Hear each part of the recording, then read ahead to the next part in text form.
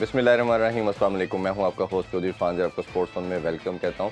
और T20 world cup transmission जारी है जी, और बड़े इंटरेस्टिंग सुपर 8 के मैचेस हुए। अब कल से सेमीफाइनल्स होंगे और पहला सेमीफाइनल अफगानिस्तान साउथ अफ्रीका के दरमियान खेला जाएगा और दूसरा जो है रात 7:30 बजे इंडिया और इंग्लैंड का होगा। बड़े एक्साइटमेंट है जी लोगों में और बड़ा अच्छे मैचेस को एक्सपेक्ट किया जा रहा है। आई एम श्योर कि जो बेस्ट टीमें होंगी वो जीतेंगी और फिर सैटरडे को 29 तारीख को फाइनल भी होगा। इस पे आज डिटेल में हम बात करेंगे, क्या वीकनेस है, क्या स्ट्रेंथ है इन दोनों टीम्स की, और ओबियसली जो ओपोनेंट है उस हवाले से भी डिस्कशन करेंगे। हमारे पैनलिस्ट हमें ज्वाइन कर चुके हैं, former Pakistani test captain, one of the finest batsman Azhar Ali. अस्सलाम वालेकुम अजहर भाई। वालेकुम अस्सलाम। ठीक ठाक है आप? अल्हम्दुलिल्लाह। अजहर भाई भी ज्वाइन कर चुके हैं। अस्सलाम वालेकुम अजहर भाई, थैंक यू फॉर ज्वाइनिंग जी। Thank you. अजहर भाई, दोनों टीमों की अगर बात करें तो पहले हम जो पहला सेमीफाइनल खेला जाएगा अफगानिस्तान तो साउथ अफ्रीका के दरमियान, अभी ओवरऑल देखा जाए तो 4 टाइम दोनों टीमें एक दूसरे के अगेंस्ट खेली हैं और चारों टाइम जो है साउथ अफ्रीका ने विक्ट्री हासिल की। एक मैं और स्टैट देख रहा था आज कि अफ़गानिस्तान ने आलमोस्ट सारी टीमों को शिकस्त दे दी है, सिर्फ साउथ अफ्रीका और इंडिया ऐसी साइड है जिनको अभी तक नहीं इन्होंने हराया।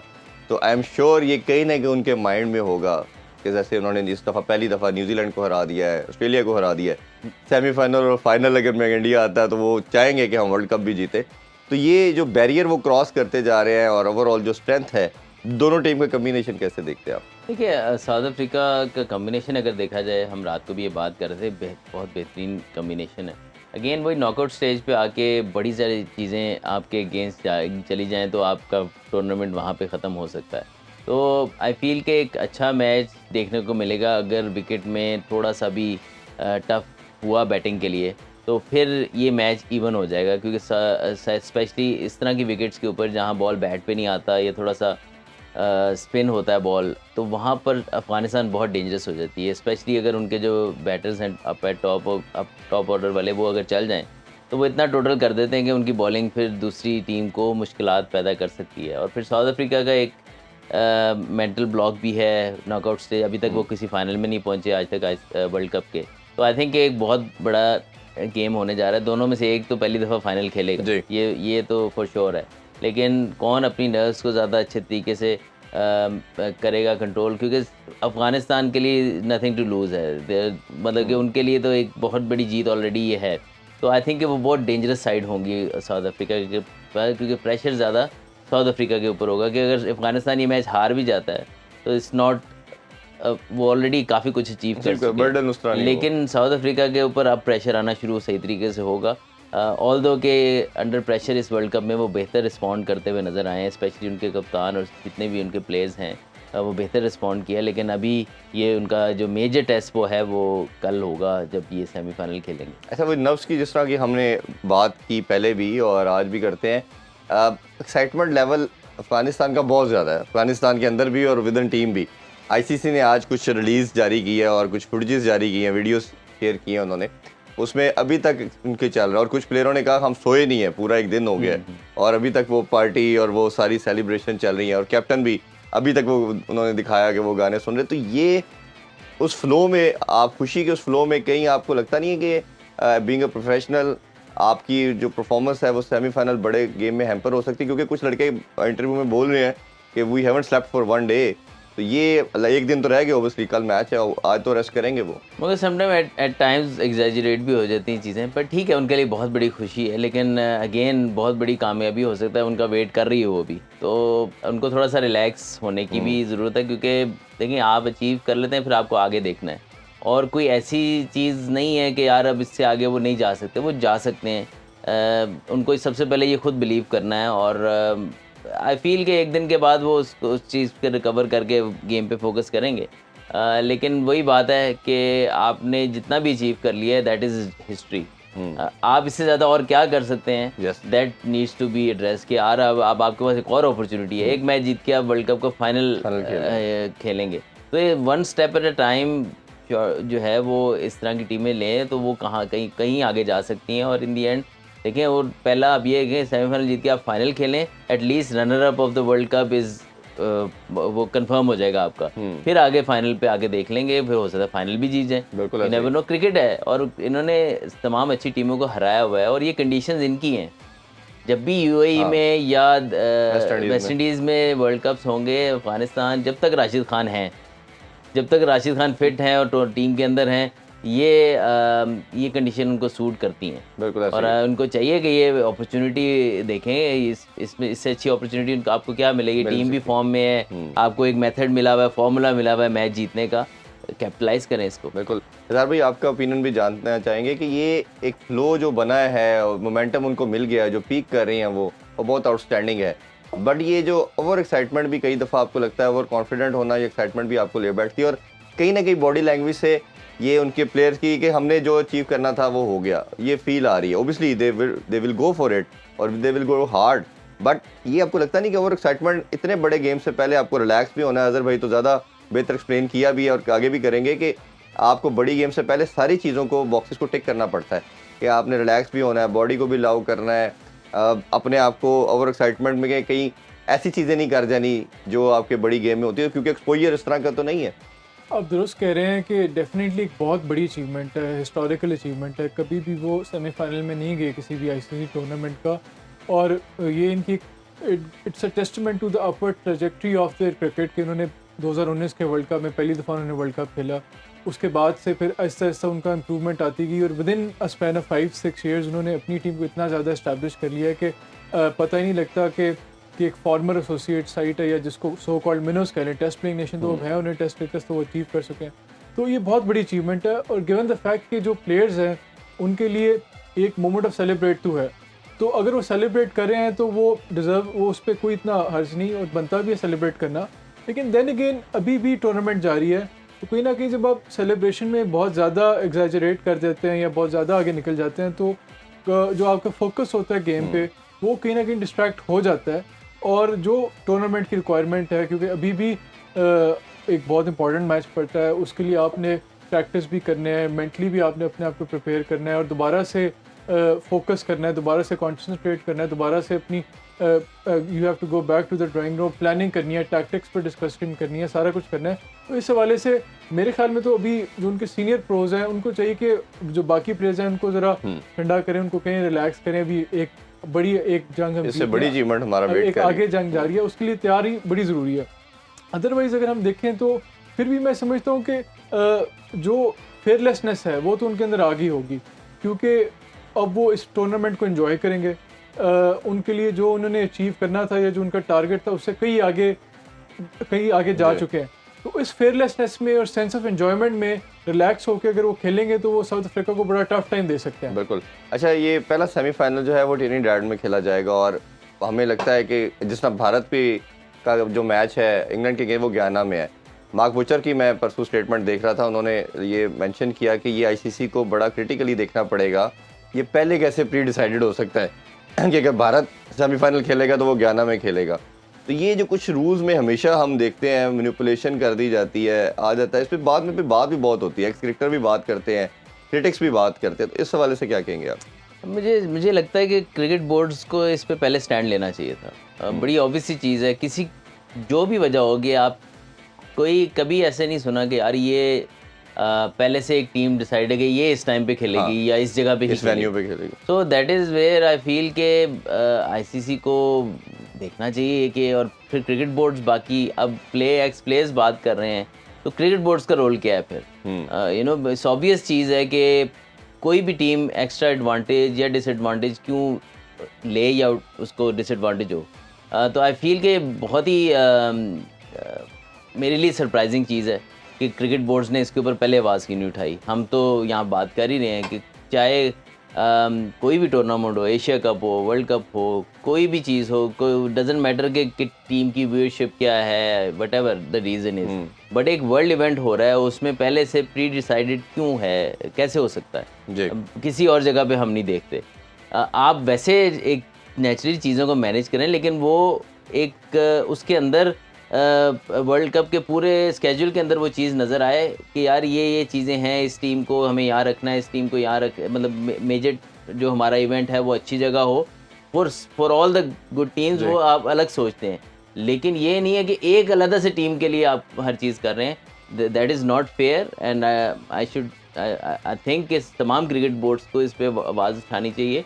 कल नेचुरली कोई कंडीशन सूट कर जाएँ तो कर जाएँ, लेकिन ये नहीं है कि आपने एक टीम को पहले बताना है कि यार इस टाइम पे खेलेगी what ever the reason is कि जी कुछ कहते हैं कि जी व्यूअरशिप आएगी जी, वो टाइमिंग ऐसी है जिसमें इंडिया की मार्केट बहुत बड़ी है, या कोई और रीज़न है, whatever the reason is, it's not a justification for any one team in World Cup के यार वो अलग से उसके लिए स्केड्यूल बने। बिल्कुल, इसी की एग्जांपल अगर देखा जाए जार भाई कि इंडिया जब यूएसए की लेग भी खेला तो उनको वार्म अप मैचेस भी उधर मिले और 3 मैचेस उधर मिले और एक मैच उनको फ्लोरिडा में मिला जो कि ओबियसली बारिश की वजह से नहीं हो पाया। तो ये इस तरह की जब बायसनेस हमें नज़र आती है हमेशा आईसीसी की तरफ से, चाहे वेन्यू की बात कर लेते हैं, दूसरा पाकिस्तान भी जब गया था इंडिया तो कई वेन्यूज़ ऐसे मिले जो पाकिस्तान का इस पे था एतराज़ कि हमें ये नहीं होने चाहिए। तो हमेशा फेवरेटिज्म एक साइड को, आल दो कि वो सबसे कमाऊ पुत्र है उनका, वो बीसीसीआई बहुत बड़ा एक रेवेन्यू का शेयर देता है आईसीसी को, बट डिस्पाइट ऑफ इट कि अगर आपने उनकी टाइमिंग एडजस्ट की है लीग मैचेस के लिए, दैट इज़ फाइन, चलें आपको एक चीज़ समझ आ गई, लेकिन आपने वेन्यू नॉकआउट स्टेज का पहले प्री डिसाइड कर लिया ये वहीं खेलेंगे, ये उन्होंने दोनों चीजें मेंशन की। फील के वो गलत चीज़ है। चले ठीक है, कुछ टीमों की व्यूअरशिप आपको ज़्यादा मिल रही है और लीग मैचेस में अगर आपने उनकी टाइमिंग ऐसी रखी है दैट इज़ फाइन, फिर आपने थ्रू आउट वैसे रखी है और उसमें कंडीशन वाइज एडवांटेज डिसएडवांटेज नहीं है।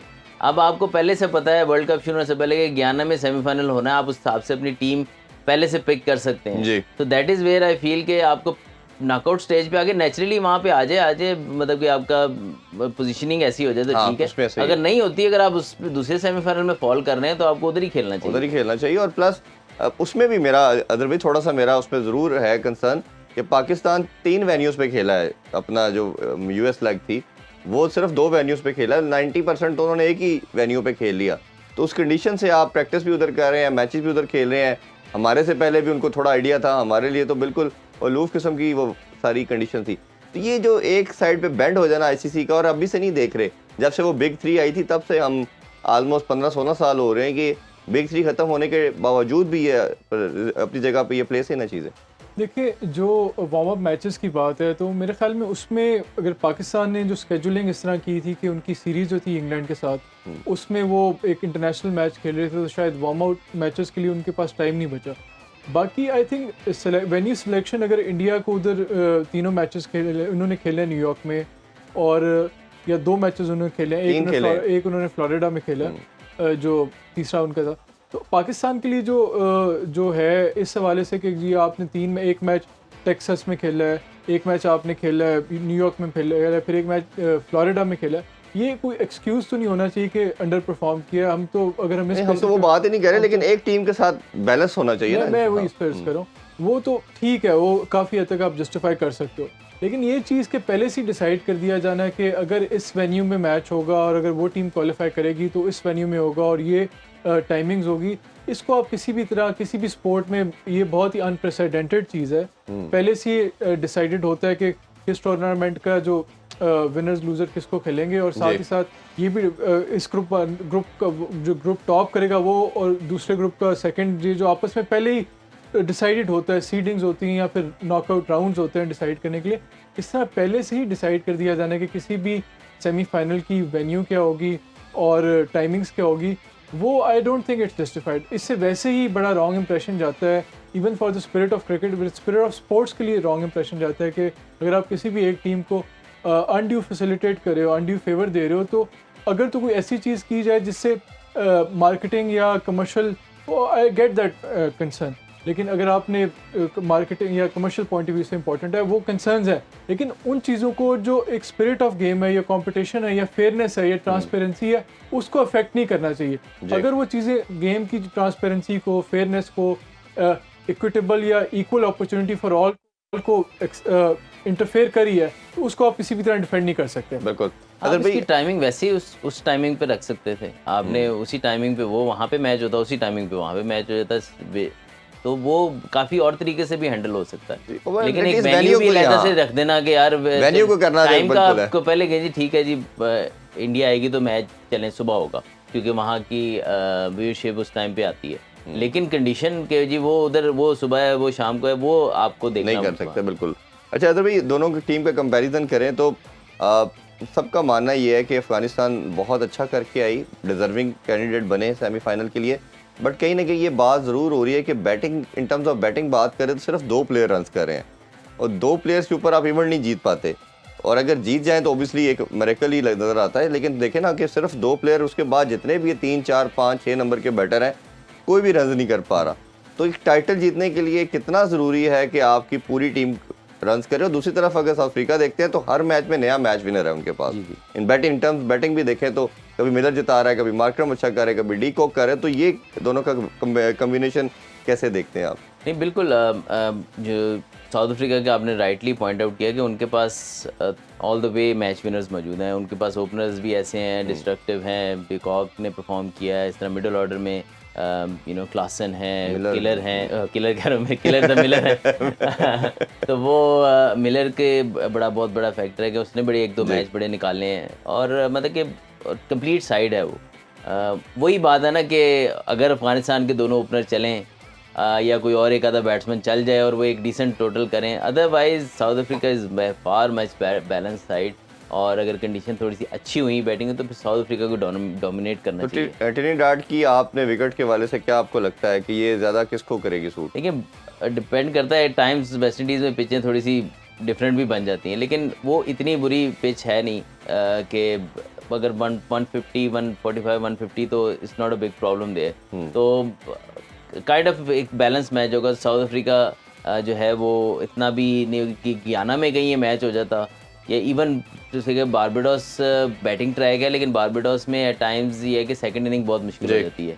तो लेकिन आई फील के सेमीफाइनल में एक अच्छा पिच बनेगा, इवन अपॉर्चुनिटी होगी दोनों टीम्स के लिए। तो I feel South Africa then will be favourite. ये बात सर भाई, आपको दोनों का बैलेंस कैसे लगता है कंपैरिजन में देखते हैं तो? जिस तरह बैटिंग के पूछा, बॉलिंग में ओबियसली हमें नज़र आता है कि जो अफगानिस्तान है बहुत लीथल है, बट साउथ अफ्रीका का भी बॉलिंग अगर लाइनअप देखें तो उनके पास भी तमाम इंग्रेडिएंट्स मौजूद हैं। स्पिनर भी हैं, फास्ट बॉलिंग भी है, जैनसन नई बॉल से बड़ा शानदार है, मार्करम ने तो उसमें एडिशनल डाल दिया, और शमसी का जो स्पेल था लास्ट मैच वो आउटस्टैंडिंग था। तो आप बॉलिंग में भी कैसे समझते हैं, कौन सी टीम का पल्ला आपको ज़्यादा बेहतर नज़र आ रहा है? देखिए, अगर हम फास्ट बॉलर्स देखें, फास्ट बॉलर्स साउथ अफ्रीका के पास रबाडा है या नौकी है या यानसन है, और अफ़गानिस्तान के पास फजल हक फरूकी है, अजमतुल्लाह उमर ज़ई है या नवीन उल हक है।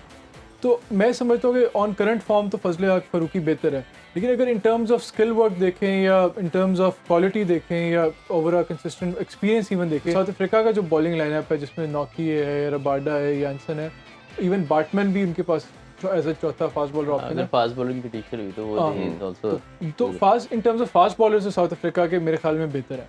स्पिनर्स अफगानिस्तान के पास राशिद खान है या मुजीब है, नूर को भी तो नहीं, इस दफा इंजर्ड है, नूर है या मुजीब नहीं, उस नबी जो है, नबी है या राशिद है, नूर है, ये तीन जो है। और दूसरी तरफ इनके पास शमसी है, महाराज है, और वो फॉर्चून भी है, मार्करम फॉर्चून को खिलाएंगे, मार्करम एज अ पार्टी। तो स्पिनर डेफिनेटली अफगानिस्तान के बेहतर है। अब अगर बैट्समैन की तरफ आएँ तो बैट्समैन हम देखते हैं कि जी जो टॉप ऑर्डर अफगानिस्तान का हम कंपैरिजन करें, इब्राहिम ज़दरान और रहमानुल्लाह गुरबाज, लेकिन सुना है रहमानुल्लाह गुरबाज को कोई इंजरी हुई है कोई लास्ट मैच में, शायद उस वाले से एक कंसर्न है। अगर वो नहीं खेलते तो ये बड़ा लॉस होगा अफगानिस्तान के लिए। लेकिन अगर टॉप ऑर्डर हम साउथ अफ्रीका का देखें तो उसमें उनके पास भी अच्छे बैट्समैन है, डिकॉक है या रीज़ा हेंड्रिक्स है या मार्करम है, ये बहुत अच्छे बैट्समैन है। तो टॉप ऑर्डर में मैं समझता हूँ कि साउथ अफ्रीका का बेहतर है। ऑन करंट फॉर्म तो ये अच्छा खेल रहे हैं, ये जो दोनों टॉप ऑर्डर के रहमानुल्लाह गुरबाज है या इब्राहिम ज़दरान है, लेकिन फिर भी अगर इन एक्सपीरियंस देखें या क्वालिटी देखें या शॉट्स के हवाले से देखें तो बहुत बेहतर है। बिल्कुल। इसमें अभी छोटा सा ब्रेक लेते हैं जी, ब्रेक से वापस आके यहीं से कंटिन्यू करेंगे और साथ साथ हम देखेंगे कि टॉप 5 बॉलर्स और बैटर कौन से हैं, उन पे भी मेहरान हम अपने जो एनालिस्ट हैं उनकी राय लेंगे। हमारे साथ रहिए। Welcome back in sports on. हम बात कर रहे हैं T20 वर्ल्ड कप स्पेशल के हवाले से।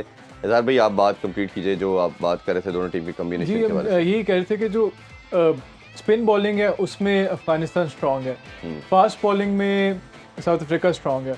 अगर टॉप ऑर्डर देखें तो जो टॉप ऑर्डर जो अफगानिस्तान का है तो अच्छे इस टूर्नामेंट के फॉर्म प्लेयर्स हैं, इब्राहिम ज़दरान है या रहमानुल्लाह गुरबाज हैं। लेकिन जब साउथ अफ्रीका का टॉप ऑर्डर देखते हैं जिसमें क्विंटन डिकॉक है, रीज़ा हेंड्रिक्स है या एडन मार्करम है, I think they're far better batsman than these two, और उनका एक्सपीरियंस भी ज़्यादा है, हर तरह की शॉट भी है उनके पास। तो और इवन जब टॉप ऑर्डर में फिर भी लेकिन 19-20 का फ़र्क है, लेकिन जब हम मिडिल ऑर्डर और लोअर मिडिल ऑर्डर पे आते हैं तो साउथ अफ्रीका का बहुत ही ज़बरदस्त, जिसमें स्टब्स है या क्लासन है या मिलर है या मार्को येंसन है, ये मेरे ख्याल में जो अफ़गानिस्तान के पास बैट्समैन है उनसे फार बेटर बैट्समैन है। तो इसमें अगर अफ़गानिस्तान के पास कोई चांस है तो जिस नाजिर भाई ने कहा उसमें ये है कि एक तो वो जो टॉप ऑर्डर है अफ़गानिस्तान का जैसे वो अच्छा स्टार्ट दे। अगर उनको जल्दी साउथ अफ्रीका ने आउट कर लिया तो फिर मुश्किल होगा अफ़गानिस्तान के लिए साउथ अफ्रीका के ख़िलाफ़ एक अच्छा स्कोर बनाना। दूसरा टॉस बड़ा क्रूशल है। टॉस इसलिए क्रूशल है कि जितने भी मैचेस अफ़गानिस्तान ने जीते इस टूर्नामेंट में सिवाय एक के जो PNG के ख़िलाफ़ था सारे उन्होंने पहले बैटिंग करी। बाकी जितने भी मैचेस उन्होंने जीते हैं वो पहले बैटिंग की और दूसरी टीम को टारगेट नहीं चेज़ करने दिया। अगर अफ़गानिस्तान दूसरी बैटिंग करती है तो वो बड़ा इंटरेस्टिंग होगा क्योंकि वैसे अगर एक साउथ अफ्रीका एक अच्छा टोटल बोर्ड पे पुट अप कर गए तो मेरे ख्याल में अफ़गानिस्तान के लिए चेज़ करना मुश्किल होगा। बिल्कुल, ये जैसे ज़ार भाई ने कहा, हमने कल भी ये डिस्कशन की थी कि टॉस बड़ा वाइटल और अपनी सिर्फ एक वन साइडेड स्ट्रेंथ पे खेल रहे हैं।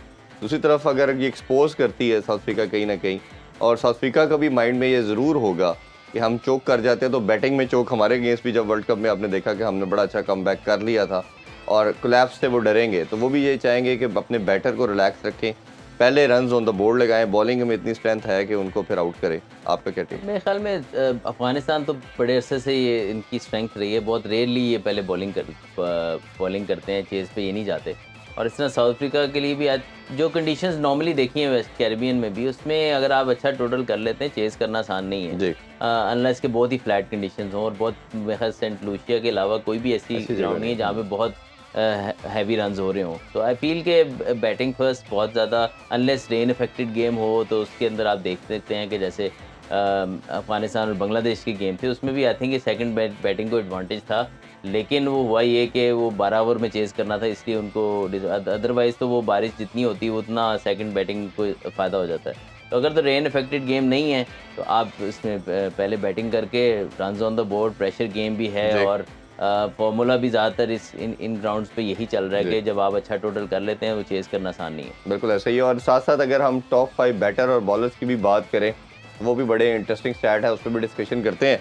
अगर हम देखें अदर भाई टॉप 5 बॉलर की अगर पहले बात कर लें तो बड़ा इंटरेस्टिंग है कि 3 जो टॉप 5 में जो हैं हमारे पास बॉलर आ रहे हैं वो अफ़गानिस्तान के हैं। फजल फ़रूकी की बात करें जी, शुरू से ही वो लीड कर रहे हैं और अभी तक वो 7 मैचेस में अगर हम देखें तो वो 16 विकेटें ले चुके हैं।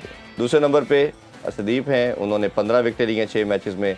राशिद खान एज यूजुअल हमेशा हर स्टैट्स में हमें नज़र आते हैं, उनके जो 7 मैचेस में उनकी 14 हैं। और इशाद हुसैन की बात करें, बांग्लादेश के बड़े ज़बरदस्त फाइंड मेरा कहना चाहिए ख्याल है इस वर्ल्ड कप की, उनकी भी 14 है। और नवीन उल हक, ये बड़ी इंटरेस्टिंग चीज़ है जो हम बार बार बात करें कि अफ़गानिस्तान जो है वो बॉलिंग में आके कमाल कर रहा है कि और फास्ट फास्ट पे जो सक्सेस की रीज़न मुझे लगती है उनके फास्ट बॉलिंग है। उन्होंने भी 13 आउट किए। कोई भी टूर्नामेंट में अच्छा करते हैं या जीतते हैं तो उसमें आपके बॉलर्स जिताते हैं।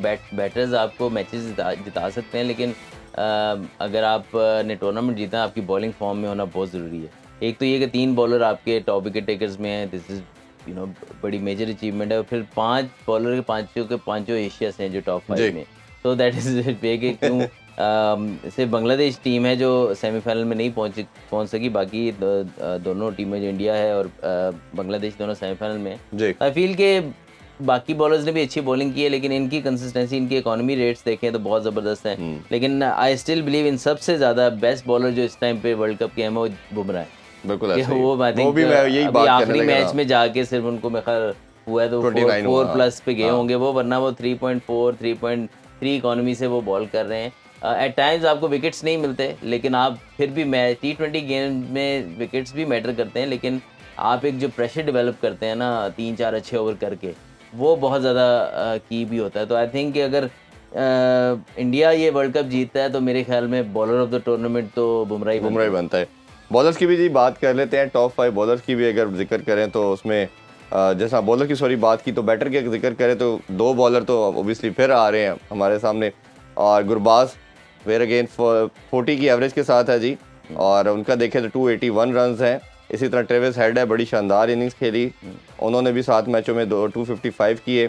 इब्राहिम ज़दरान, जो हमने बात की कि अफ़गानिस्तान 2 बैटर के साथ ही खेल रहा है, तो उन्होंने 229 किए। फ़ौरन की बात करें वेस्ट इंडीज़ से, उन्होंने 228, और इसी तरह रोस जो है USA से, उन्होंने 219 रन स्कोर किए। तो ये टॉप 5 बैटर भी बड़े इंटरेस्टिंग है। ज़ार भाई, आप बैटर के हवाले से बताना चाहें कि 2 बैटर और वही अभी तक इवेंट में उनको आगे लेके जा रहे हैं। देखिए इससे तो बड़ा टेस्टमेंट है कि इनका दोनों का रहमानुल्लाह गुरबाज और इब्राहिम ज़दरान का टॉप 5 बैटर्स में होना एक बहुत बड़ा टेस्टमेंट है कि उतना कितना इम्पॉर्टेंट रोल है अफ़गानिस्तान को सेमीफाइनल में पहुंचाने का, और कितनी ज़्यादा अफ़गानिस्तान की बैटिंग उन पर डिपेंडेंट है। कि डबल एज स्पोर्ट है, अगर आप इनको जल्दी आउट कर लें तो आप अफ़गानिस्तान को प्रॉब्लम्स क्रिएट कर सकते हो, लेकिन अगर दोनों खड़े हो जाए तो ये अच्छा स्कोर करें तो अफ़गानिस्तान नेचुरली जीत गया। लेकिन बाकी अगर हम ट्रेंड देखें, जिस तरह हेड है या पूरन है, ये हमें कोई ऐसा इनके, और ये वो खिलाड़ी हैं जो भी टीम वर्ल्ड कप से, या गॉस है, ये वो लोग हैं जिनकी टीम्स वर्ल्ड कप से एलिमिनेट हो चुकी हैं।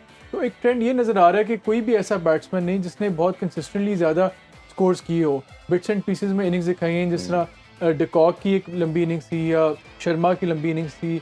तो इस तरह का जो कंसिस्टेंटली कोई बैट्समैन बहुत रेगुलरली स्कोर कर रहा हो इन दोनों के अलावा, कोई हमें नहीं नज़र आ रहा। अच्छे कैमियोज हो रहे हैं, लेकिन बड़ा स्कोर रेगुलरली किसी टीम के लिए खेला, पिचेस का भी ऑब्वियसली कंडीशन का भी बहुत ज़्यादा रोल है। ये जितने ज़्यादातर प्लेयर हैं सवाई गॉस के, आई थिंक बाकी सारे तकरीबन ज़्यादातर वेस्ट इंडीज़ में ही खेले। हाँ, अमेरिका में खेलते तो इनके भी और एक नीचे होना था स्ट्राइक रेट थे, क्योंकि मैं देख रहा हूँ गुरबाज का 126 का स्ट्राइक रेट है। जी तो 126 का, और सबसे अच्छा जो है वो ट्रेविस हेड का। ये सारे कैरेबियन में खेले हैं, और यूएसए वाले जितने हैं कोहली फंसे हुए हैं, इवन शर्मा वहाँ पे उस तरह परफॉर्म नहीं कर रहे थे, लेकिन उन्होंने भी वहाँ भी थोड़ा बड़ा कंट्रीब्यूट किया। लेकिन स्ट्राइक रेट्स जो है ना उधर वाले पूल के बहुत नीचे हैं, क्योंकि वहाँ पे 115 तो बहुत अच्छा स्कोर था। बिल्कुल। अभी एक ब्रेक लेते हैं जी, ब्रेक से वापस आके दूसरे जो सेमीफाइनल है उस हवाले से भी ज़रा बात करते हैं। हमारे साथ रहिए। Once again welcome back in sports. हम बात करें T20 वर्ल्ड कप के हवाले से।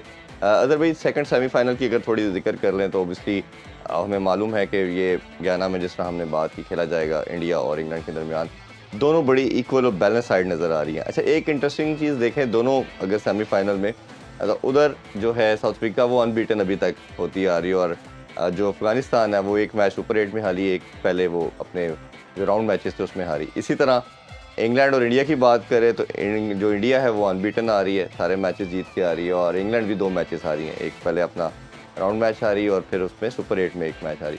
तो ये दोनों टीम का एक तो कम्बिनेशन कैसे देखते हैं आप, और दूसरा अगर ओवरऑल स्टैट के वाले से बात करें तो 23 टाइम ये T20 में एक दूसरे गेस खेली हैं।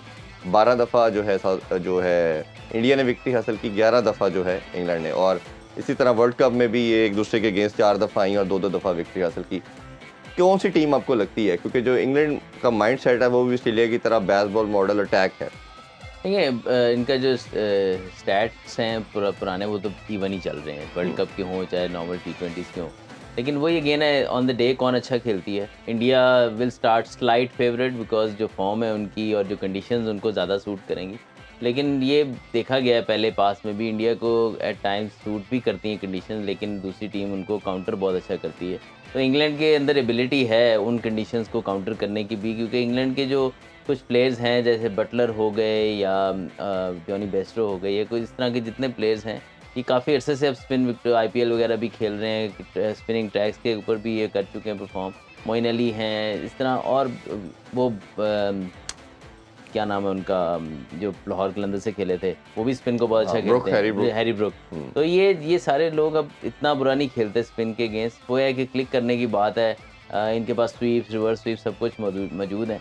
तो आई थिंक एक अच्छा कॉन्टेक्स्ट होगा। आदिल रशीद का बहुत ज़्यादा एडवांटेज ट्रैक स्पिनिंग होता है, तो उनकी फॉर्म बहुत ज़बरदस्त है। मोइन अली इसमें कंट्रीब्यूट कर सकते हैं, लिविंगस्टन की स्पिन बॉलिंग है। तो ये सारे दोनों के पास प्लेयर्स मौजूद हैं। India slight ahead combination wise, लेकिन आई फील कि जो टीम अच्छा स्टार्ट ले जाएगी उसके लिए बहुत चांस है ये मैच जीतने के। बिल्कुल अज़हर भाई, 2 चीज़ें हमें नज़र आ रही हैं। एक तो जिस तरह का लास्ट वर्ल्ड कप का जो सबसे की प्लेयर था वो बेन स्टोक, वो नहीं है इंग्लैंड के पास, बट डिस्पाइट ऑफ इट जिस तरह की वो क्रिकेट खेलते हैं एग्रेसिव, और ख़ासतौर पर जिस तरह उन्होंने हमें T20 सीरीज़ जो अभी रिसेंटली इंग्लैंड में हुई मारा उन्होंने, अभी भी वो अपनी अप्रोच नहीं छोड़ रहे। और इंडिया का एक ही प्रॉब्लम नज़र आता है, अगर उसके अगेंस्ट चार्ज किया जाए, अटैक किया जाए तो वो स्टटर करते हैं।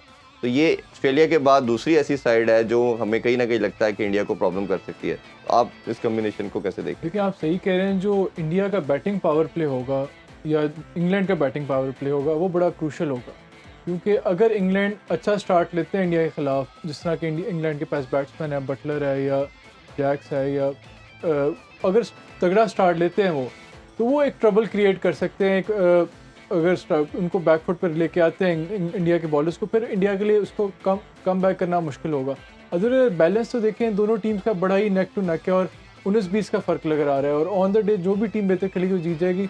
अदर बैटिंग देख लें, टॉप ऑर्डर देख लें, उनके पास भी अच्छे हैं, उनके पास भी कोहली है, शर्मा है, पंत है, इनके पास बटलर है, बेस्टो है, तो ब्रोक है। इस तरह के दोनों का बैटिंग या इवन बॉलिंग में आए तो जहाँ उनके पास जाफरा आर्चर है, वहाँ इंडिया के पास वो बुमराह है बहुत अच्छी बॉलिंग करें। स्पिनर्स में इंडिया के पास कुलदीप यादव है, इंग्लैंड के पास आदिल रशीद है, तो बड़ा ही नेक टू नेक और कोई आप it is very hard to separate the two teams और जो ऑन द डे अच्छा खेलेगी और एग्रेसिव क्रिकेट खेलेगी वो दूसरी को डोमिनेट करेगी। बिल्कुल। अच्छा इधर भी इंडिया के हवाले से भी ये डिस्कशन इस वर्ल्ड कप में जैसे वो आए तो ये हो रही है कि उनके पास बैटिंग में वो डेप्थ नहीं है जो नॉर्मली होती है और उसमें क्योंकि आपको पता है कि सूर्य कुमार यादव भी अटैक करते हैं, पेंट भी अटैक करता है, लेकिन जो स्टेबिलिटी वाली गेम है वो सारी की सारा ऑनर्स आता है रोहित शर्मा और कोहली के ऊपर। अगर ये इंग्लैंड कामयाब हो जाता है इन दोनों को जल्दी आउट करने में, आपको लगता नहीं कि एक्सपोज कर सकता है इनकी बैटिंग लाइन? कोहली का भी क्वाइट टूर्नामेंट जा रहा है और ड्यू है एक बड़ी इनिंग्स, तो इंडिया फैंस भी और टीम भी एक्सपेक्ट करे होगी कि वो इनिंग जो ड्यू है वो खेलेंगे। अगेन वही बात है कि यस उनका जो मिडिल ऑर्डर है वो उतना एक्सपीरियंस नहीं है या उतना स्टेबल नहीं है, लेकिन उसमें पांड्या ऐसे प्लेयर हैं जो नीचे आके किसी भी सिचुएशन को हैंडल कर सकते हैं। जडेजा ऐसे हैं कि वो भी एक्सपीरियंस हैं, तो नीचे जाके उनके पास फिर एक ऐसे प्लेयर एक्सपीरियंस मौजूद हैं जो थोड़ा सा अगर कहीं कोलैप्स हो जाता है तो उसको हैंडल कर सकते हैं सिचुएशन को। लेकिन वही बात है कि वही जो भी टीम अहेड हो जाती है गेम के लिए उस T20 में उसके लिए कमबैक करना बहुत मुश्किल। बिल्कुल ऐसे ही। अभी इजाज़त चाहते हैं जी, अभी इंशाल्लाह रात 11 बजे दोबारा शो टाइम इन मीर राजा में आपसे मुलाकात होगी। आप दोनों का बहुत शुक्रिया, अपना ख्याल रखिए जी। अल्लाह हाफिज़। पाकिस्तान जिंदाबाद।